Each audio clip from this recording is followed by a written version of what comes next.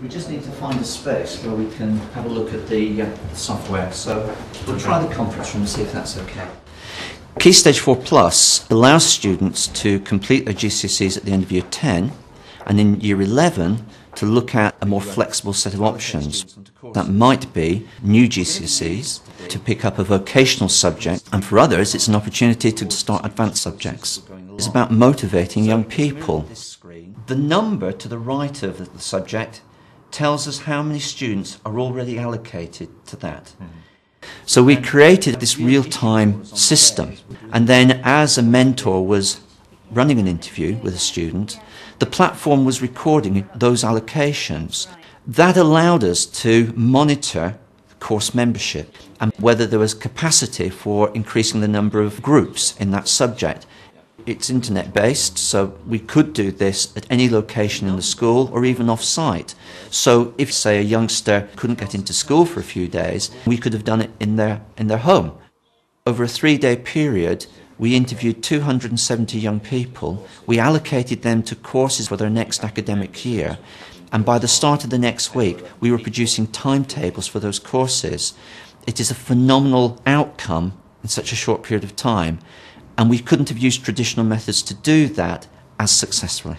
The process has broadened the curriculum, raised the level of aspiration in our young people, and also stimulated our teachers as well.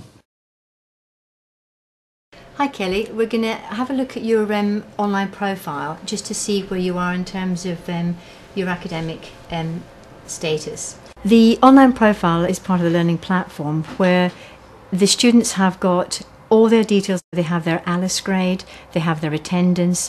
For each subject, the student will sit with a subject teacher and they will talk through their strengths and weaknesses. Yeah, I'm okay with it. I think because I've got French relatives, I'm used to hearing it and mainly writing. I'm not very good at speaking it. I don't have a lot of confidence in speaking it, like pronunciation and stuff at the moment. That conversation is recorded on the platform and it allows other staff to then dip in and add to those conversations. So the mentoring process is not just between the mentor and the mentee, it's between all staff that have an involvement with that student. It allows us to have a 360-degree view of the student. So obviously the targets they've set, you're working through those quite nicely. Good. Okay. The mentoring programme is something that we're very, very keen to move further down the school into the Key Stage 4 Plus curriculum because it's very effective. The mentor develops a very close relationship with the sixth form students, and part of their job is to make sure that the student achieves the best they can possibly get. Right, let's have a look at your community service then.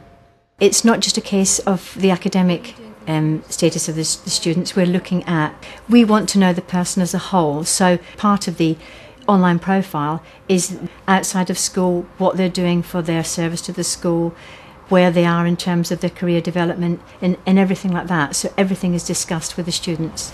Now, when you sat down and you had your discussion with your biology teacher, would you agree with what they've said on this one? Yeah, I think so. Yeah. The advantages of the online profile for the staff is that when we have the mentoring sessions with the students, they have everything to hand on their laptop and they can have an in-depth conversation with the student, which made it more meaningful. Everyone's got access to it. If you're worried at all about a student and you want to see what they're like in other subjects, you can just go there and have a look. Because we only have one parents' evening a year, parents can look at the site, we can look at the site, so we can get views on how the teacher thinks we're doing at a subject. The learning platform also helps to give students a voice. So any concerns or issues that the students voice within these sessions can then be passed on to the relevant staff through the system. So obviously the targets they've set, you're working through those quite nicely. Good. With the student profile, you can also go on there and put your input, like a comment or something if you have a problem with the work, the teachers, the environment, and they will look at it and hopefully overcome the problem. If you feel like you've met one of your targets and you basically go on the student profile, you write that how you feel about the target that's been set, and they will look at it and hopefully review the situation with you again. This online profile saves me loads of time. If I didn't have the learning platform there, it would mean I would have to go into the records to find out exactly what the student was doing academically. I would have to go to another area to find out where there were causes for concern.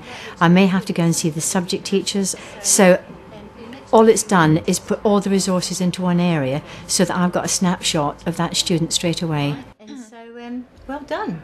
Okay. So next time we'll do the next one at lunchtime. All right, okay then, thank thanks you. Kelly. Bye-bye.